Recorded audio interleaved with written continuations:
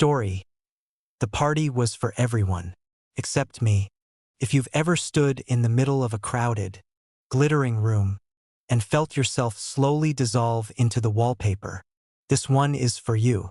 And I need you to stay with me, because what started as a single glass of red wine, sitting untouched on a white linen tablecloth, ended with me discovering that the woman I'd built my entire adult life around had been quietly, methodically, dismantling it behind my back for months. It started with the Merlot stain, a deep, spreading oval, soaking into the cream-colored tablecloth beside my untouched plate. I'd ask the waiter to leave the glass full, not because I was drinking, but because I couldn't stand the idea of my spot at the table, looking like no one was there, like no one belonged there. Across from me, her chair was empty again. Third time in 40 minutes. First, she'd slid away to greet someone from the acquisitions team, then to compliment somebody's cocktail dress. And now, she was out on the terrace, leaning against the railing in the cool October air, laughing with the same man she'd once described to me, almost casually, as a little too flirty for the office. This was Hartwell Industries' annual autumn gala, a formal event I had spent 6 weeks helping to organize. I'd selected the venue, a converted rooftop ballroom in downtown Denver, with floor-to-ceiling glass and a view of the Rockies. That made everyone feel important. I'd coordinated with the catering team. I'd specifically requested additional vegetarian options because my wife, Claire, had been on a plant-based diet since August, and I didn't want her to feel like she had to fake enthusiasm about a plate of dry salmon just to be polite. I did all of that, and she hadn't met my eyes once since we'd walked through those doors 2 hours ago. Around me, the room pulsed with exactly the kind of warmth that made my chest feel hollow. The DJ was running through synth-heavy remixes of songs I used to love. Every table was alive, couples leaning into each other, laughing, gesturing, existing in that easy, comfortable way that long-term love is supposed to look. Except ours. Our table had 2 untouched plates, 1 wine stain, and the ghost of a marriage that was starting to haunt itself.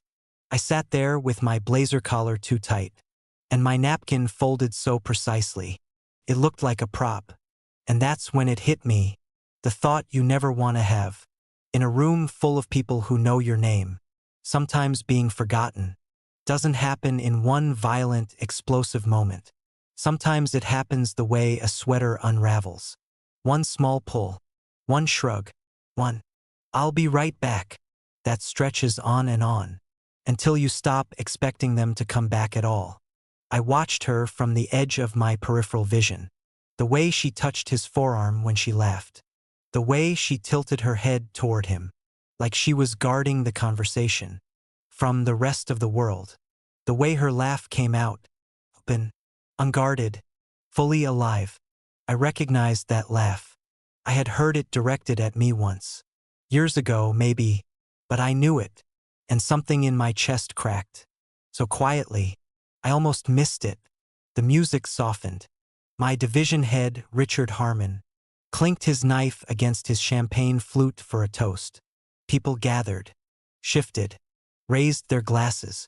I stood and turned instinctively to find Claire, expecting her to materialize beside me, the way spouses do at these things. She didn't come. I raised my glass alone and looked toward the terrace. She was still out there, still laughing, still leaning. The toast happened without her, without us. That's when the stillness arrived. Not rage, not tears, just a very quiet, very cold stillness, the kind that arrives when your body processes something your mind is still refusing to accept. I set my glass down, tugged my blazer straight, and walked out of the ballroom. No scene, no storming, no door-slamming exit. That would give someone something to whisper about on Monday. I just left, quietly, like a man who'd stopped belonging to the party he'd planned. I took the elevator to the lobby and sat down on a bench near the coat check. marble floors, soft chandelier light, the faint sound of the gala bleeding through the ceiling above me. And I waited. Not for her. I was waiting for the text. Because I already knew. The moment she noticed I was gone, she'd reach for her phone. And sure enough, 22 minutes later, "Where did you go?" 3 words. Suddenly I existed again. Because she thought I'd left. And the discomfort of losing her excuse to stay, her husband still being somewhere in the building, that had finally made me real enough to contact. I stared at the message for a long time. Then I stood up and went back upstairs. The moment I stepped back into the ballroom, something strange and deeply unsettling happened. No one noticed. Not Claire. Not the man she'd been speaking with, a regional sales director named Marcus Bellamy. Not the server who'd earlier offered me a sincere apology for sloshing sparkling water on my dress shoe. I drifted through the room like a current of air, invisible, like a man who had organized every detail of the evening, and somehow still didn't fit inside it. I didn't walk toward them. I positioned myself near the dessert table at the far edge of the room. From there, I had a clean line of sight to the terrace. And there she was, Claire, still out there, still performing whatever version of herself she only ever brought out when I wasn't watching closely. She held her wine glass with one hand and touched his shoulder with the other, that particular touch, where the hand lingers just slightly past what friendship requires. I watched her brush her hair back behind her ear, in the way she always did, when she was nervous, or when she was interested. I had spent 7 years learning to tell the difference. And right now, couldn't. He leaned in close to say something. It wasn't a kiss, but it was the space just before a kiss. That charged, deliberate nearness. That 2 people only enter when they've already crossed a different kind of line. The kind that doesn't show up in photographs, but poisons everything it touches. Part of me wanted to stride across that room and demand answers. But I knew Claire. I knew how she'd handle it. She would look at me with that patient, slightly pitying expression and tell me, calmly, that I was imagining things, that I was doing it again, being dramatic, being insecure. She had a gift for turning my perception of reality into evidence of my own instability, and she had been using it for years, without me ever really noticing the pattern. So instead, I took out my phone and took a photograph, not for revenge, not as ammunition. I took it because I needed something I could look at the next morning, when the gaslight started again, that would confirm for me that what I was seeing was real, that I wasn't losing my mind. Then I did something I genuinely surprised myself with.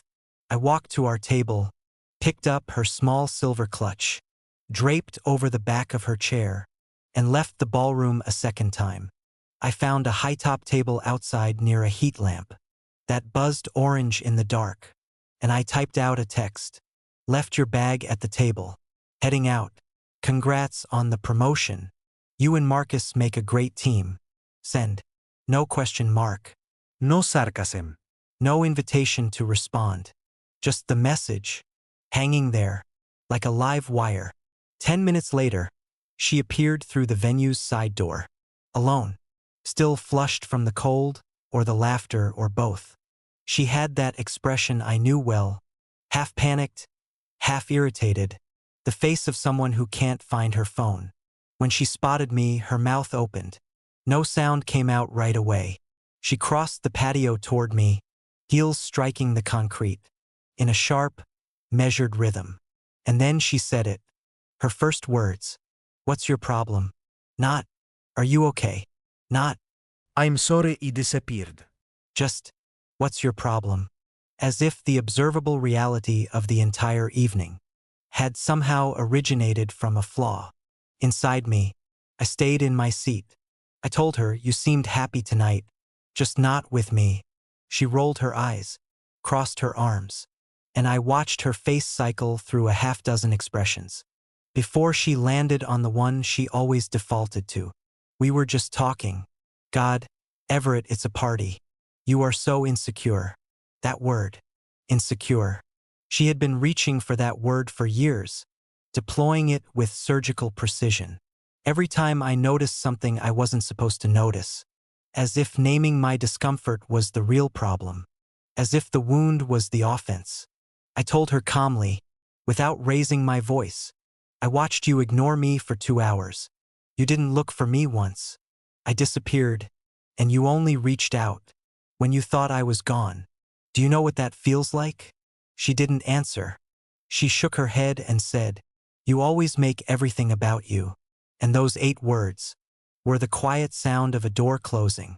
I stood up, held out her clutch, and said, Next time, just come alone. It'll save us both the trouble. And then I walked to my car.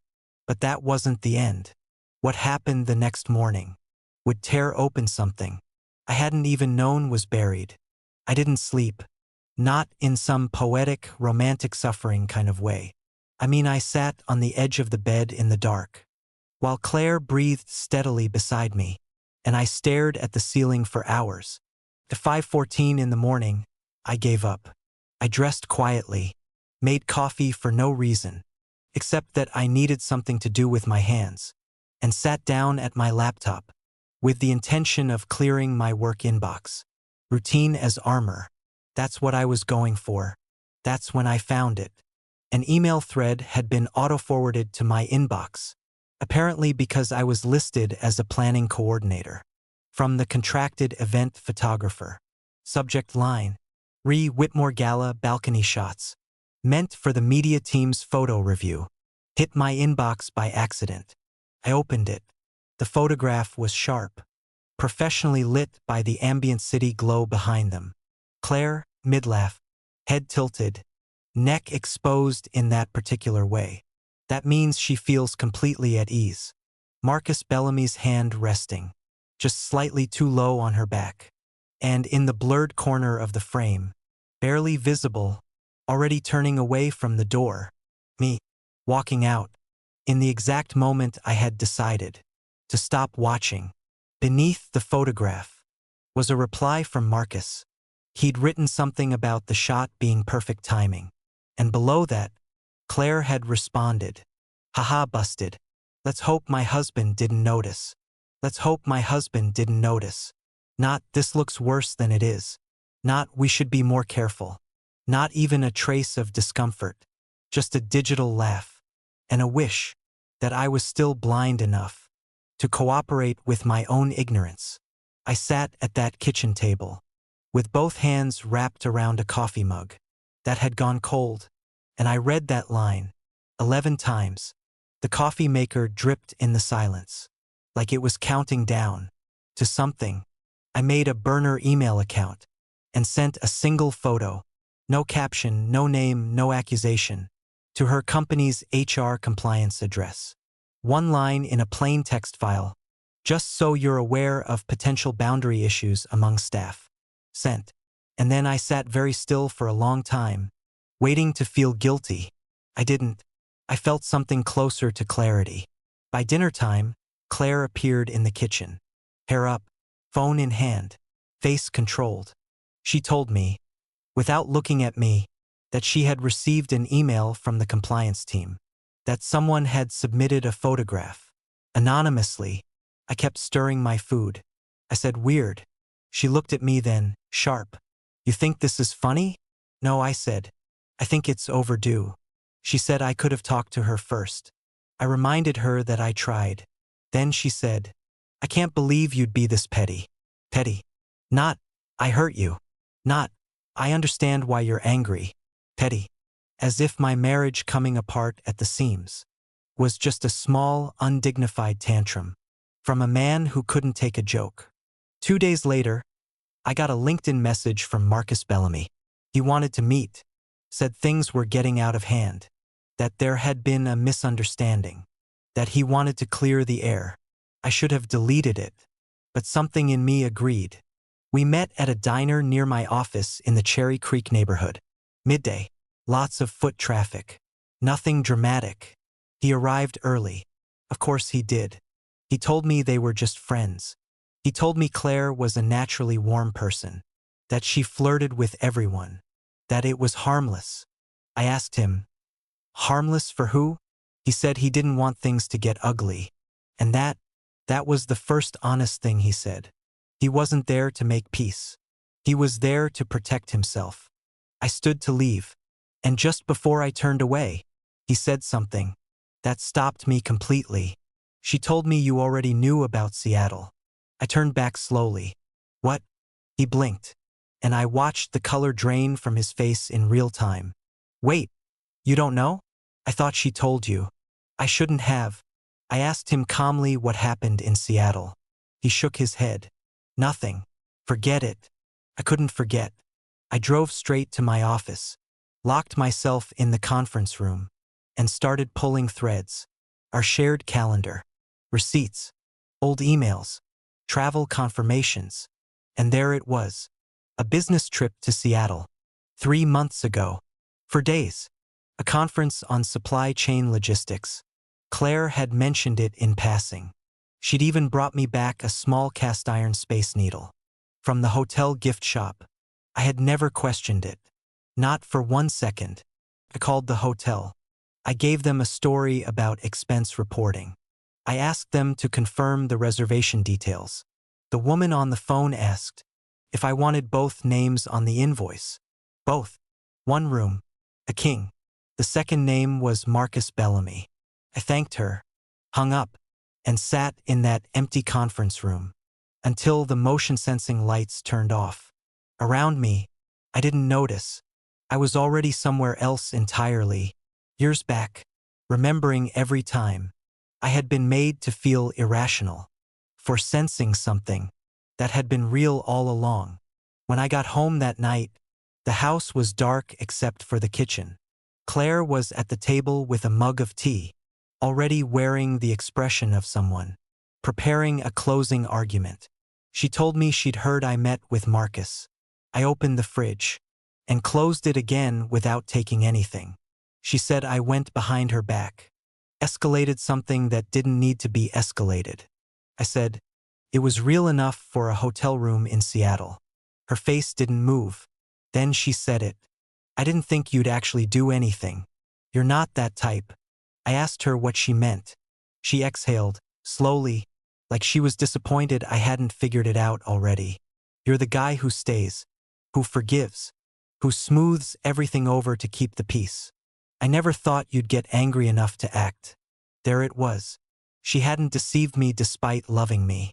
She had deceived me because she'd calculated correctly for years that I was too loyal to leave. I was safe, predictable, a man she could orbit without ever really returning to. I smiled. Not the broken kind. Something else. Something that felt like the first honest expression I'd worn in years. I told her, yeah, you misjudged me. I took a blanket to the guest room and shut the door. And I stayed up writing. Not a goodbye. A record. Every lie. Every half-truth. Every date that didn't add up. Every clue I'd let myself explain away out of love. For pages. Single-spaced. I left it on the kitchen counter the next morning, in a plain white envelope, before I left for work. By the time I got home, the envelope had been opened. Claire was pacing. Her eyes were different. Not guilty, not ashamed, scared. She asked if I wanted a divorce. I didn't answer right away, because I had spent so long trying to save the marriage, that I genuinely hadn't let myself picture the alternative. But I knew this. I told her I wanted to feel safe in my own home again. I wanted to be with someone who didn't mistake my loyalty for permission. I wanted to stop apologizing for asking to matter. She said, you love me. Past tense, I told her. And I still do. But love isn't a hall pass. Her eyes filled, but she didn't cry. And for the first time, I did not close the distance.